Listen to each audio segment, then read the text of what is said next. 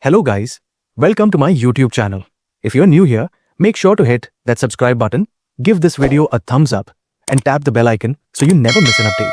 In today's video, we're diving into how to install and set up Filament 4 with Laravel 12. If you're looking for an easy way to manage your app's data and create a sleek, customizable admin panel, Filament is a total game changer. It integrates seamlessly with Laravel and is perfect whether you're building a quick prototype or a full-scale application. Filament will save you tons of development time. Now, if you're wondering what Filament is built with, it's powered by Laravel, Livewire, Alpine.js, and Tailwind CSS. This combination of technologies makes Filament not only powerful, but also highly interactive and customizable, all while maintaining a simple and clean interface. In this video, you will learn how to install and set up Filament 4 with Laravel 12, how to customize the theme, how to add user features like registration, profile management, password reset, and email verification, how to enable a collapsible sidebar in desktop mode, how to display top navigation, and finally, we'll see how to add a custom logo to the admin panel. Let's get started. First, go to the directory where you want to install your Laravel 12 app. Then, right-click and choose Open in Terminal to open a terminal window in that folder. In your terminal, type the command Laravel new your project name and press Enter.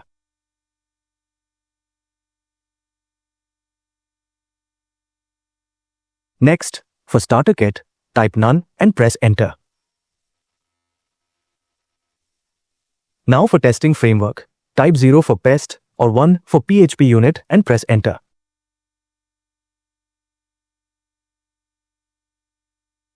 Installing all the dependencies will only take a few minutes, depending on your internet speed.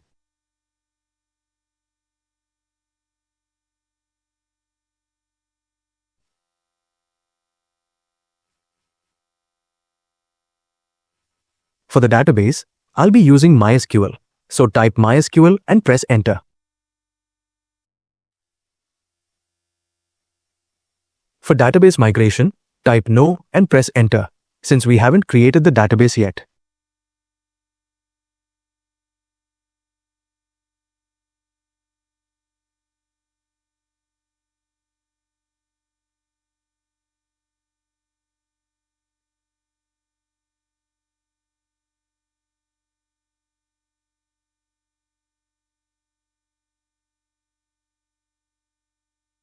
Next, you will be asked whether you want to run npm install and npm run build.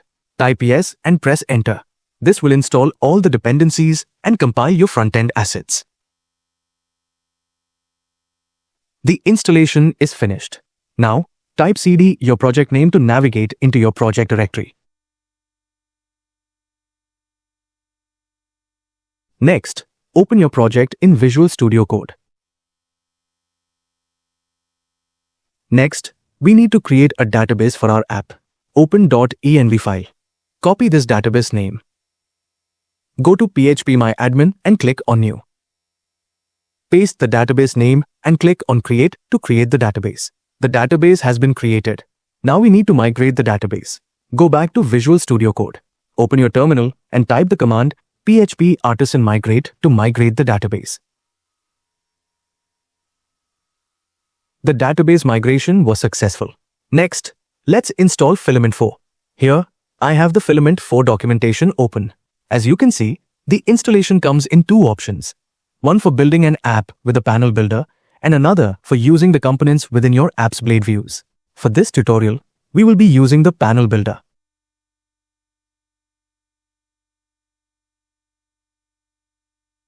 Copy this command. In your terminal, first type the command cls to clear the terminal. Then paste the command you copied and press Enter.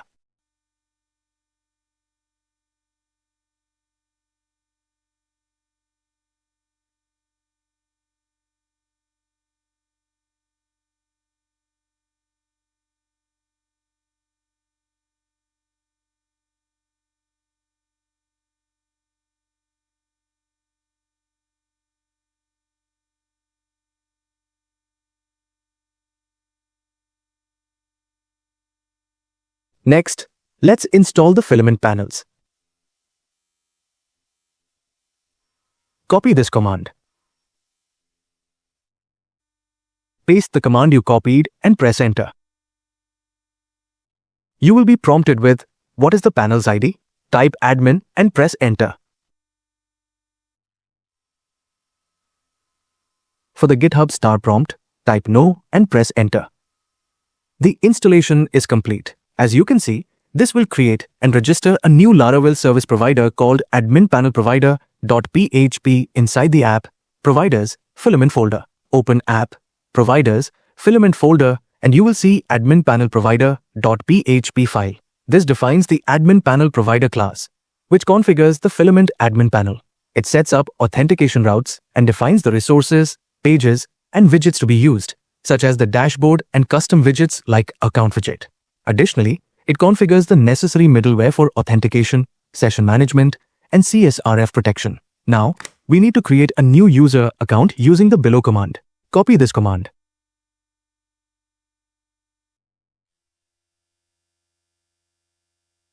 Type CLS to clear the terminal. Now paste the command you copied and press enter. Enter the name of the user and press enter. Here, I am adding the name as John Doe. Next, enter the user's email and press enter. Here, I am adding the email as john12345@gmail.com. Finally, enter the password and press enter. Here, I am adding john12345 as the password. The user has been created. You can now navigate to localhost:8000/admin/login to access the admin login page. Next, type the command composer run dev to run our app.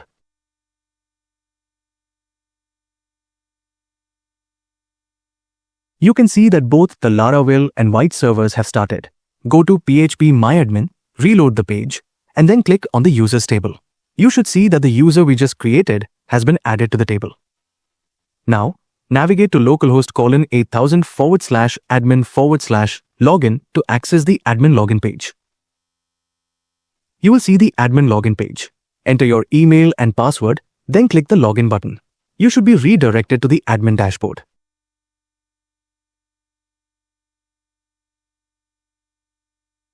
On the left side, you'll see the text logo, the sidebar with the dashboard link, and a sign out button. On the right side, there's an icon with JD. Click on it, and a drop-down with theme icons and the sign out link will appear. Click the sun icon to switch to light mode, or click the moon icon to switch to dark mode. Next, let's take a look at how to change the theme color. Go back to Visual Studio Code. Here in the admin panel provider, you can see the primary color is set to umber. Right-click on color and select Go to Definition. This will open the color class. This defines several color families, example, slate, gray, red, green, using the OKLCH model, where values represent lightness, chroma, and hue. Each family has shades from 50, lightest, to 950, darkest, allowing flexible color adjustments across the app. Let's use this green color as the primary color. Replace umber with green and save the file. Go back to the dashboard, reload the page, and you should see the color change to green. You will notice the dashboard link color has changed to green. Click on the JD icon, and you should see that the theme icon colors have also changed to green. Then, click on the sign out button, and you will be redirected to the login page. You can see that the input focus and the login button background color have changed to green. If you open the vendor folder, you'll see the Filament folder, which contains all the files and subfolders related to Filament. Now, let's see how to enable authentication features like registration, password reset, profile update, etc. Here, I have opened the authentication features section under the user's overview. We can enable the authentication features for the panel by adding the following line of code. Copy these lines of code, excluding the semicolon. Go back to VS Code. Now, paste the following code after the login method to enable the registration, password reset, email verification, email change verification, and profile update features. Go back to the login page and reload it. You should now see the sign up and forgot password links. Click on the sign up link, and you should be redirected to the registration page. Click on the sign in link, and you should be redirected to the login page. Click on the forgot password link, and you should be redirected to the forgot password page. Click on the back to login link to return to the login page. Enter your email and password, then click on the login button.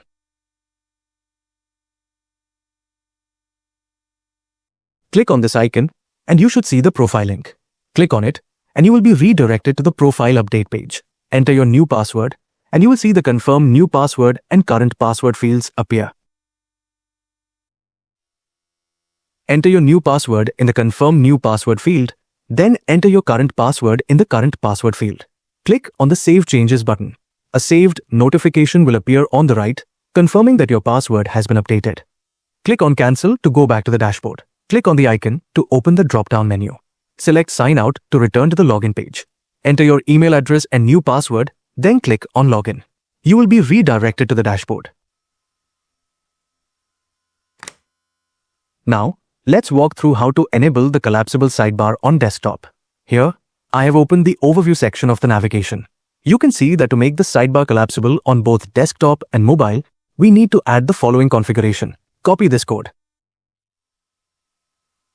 Now, paste the copied code after the default method to enable the collapsible sidebar. Go back to the dashboard and reload the page. You should now see an icon that allows you to toggle the collapsible sidebar. Click on this icon and the sidebar will collapse. Now, let's see how to enable a fully collapsible sidebar. To fully collapse the sidebar, we need to use the fully collapsible on desktop method. Copy this method. It will display a hamburger menu. First, comment out the existing method. Then, paste the method you just copied after it. Go back to the dashboard and reload the page. Click on this icon and you will see the sidebar fully collapse with the hamburger menu appearing in place of the toggle icon. Next, let's see how to display the top navigation menu. Here you can see that to enable the top navigation menu, we need to use the top navigation method. Copy this method. Paste the copied method here. Remove the semicolon. Comment out the sidebar fully collapsible on desktop method. Go to the dashboard and reload the page. You should now see the top navigation menu appear. You can also customize the sidebar width. Let's see how to do that. To customize the sidebar width, use the sidebar width method and specify the desired width inside the parentheses. Copy this code. Paste the code you copied before the top navigation method. Uncomment the sidebar fully collapsible on desktop method. Go to your dashboard, reload the page, and you should see that the sidebar width has changed. Change the sidebar width to 20 rem. Go back to the dashboard and reload the page. You should notice that the sidebar width has decreased to 20 rem. Change the sidebar width to 15 rem. Go back to the dashboard and reload the page. You should notice that the sidebar width has decreased to 15 rem. Now, let's see how to customize the collapsed sidebar width. To customize the collapsed sidebar width, we need to use the collapsed sidebar width method and specify the desired width inside the parentheses. Copy this code. Comment out both of these methods, uncomment the sidebar collapsible on desktop method, and then paste the code you copied after it. Remove the semicolon. Go back to the dashboard and reload the page. Click on this icon, and you should see that the collapsed sidebar width has been changed. Change the width to 5 rem. Go back to the dashboard and reload the page. Click on the icon, and you should see that the collapsed sidebar width has decreased to 5 rem. Now, let's see how to customize the logo. Here you can see, if you want to simply change the text that is used in the logo, you can use the brand name method. Copy this line of code. Paste the code after the collapsed sidebar width method. Replace the brand name with your own. Go to the dashboard and reload the page. You should now see the updated brand name. Now, let's see how to display the logo. Here you can see that to render an image instead, you can pass a URL to the brand logo method. Copy this line of code. Replace this method with the code you copied. Remove the semicolon. Create a folder named Images inside the public folder and add your logo to it. Here, you can see that I have added the logo.png file inside the Images folder. Next, we need to update the image extension in the URL. Change the extension from .svg to .png in the URL. Go to the dashboard and reload the page. You should now see the logo you just added.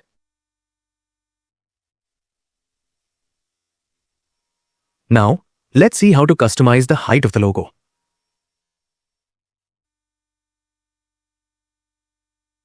To customize the height of the logo, we need to use the brand logo height method. Copy this method. Paste the method after the brand logo method. Go to the dashboard and reload the page. You should see that the logo height has changed to 2 rem. Now change the height to 3.2 rem. Go to the dashboard and reload the page. You should see that the logo height has changed to 3.2 rem. Click on this icon, then click on Sign Out, and you will be redirected to the login page. You will also see the logo with the applied height here. In this tutorial, we have covered the essential steps to install and set up Filament 4 with Laravel 12 for building a customizable admin panel. We walked through the installation process of Filament, enabling various authentication features such as registration, password reset, and email verification. Additionally, we demonstrated how to configure and customize the sidebar, including making it collapsible and fully customizable both on desktop and mobile. We also covered key UI adjustments like customizing the sidebar width, displaying the top navigation menu, and modifying the logo's height to fit your design needs. By the end of the tutorial, you are able to create a personalized admin panel with Filament that includes a fully functional authentication system and a flexible, user-friendly interface. If you found this tutorial helpful, don't forget to like, share, and subscribe for more content. Feel free to drop any questions or comments below, and I'll be happy to help. I will see you in next tutorial. Till then, stay safe.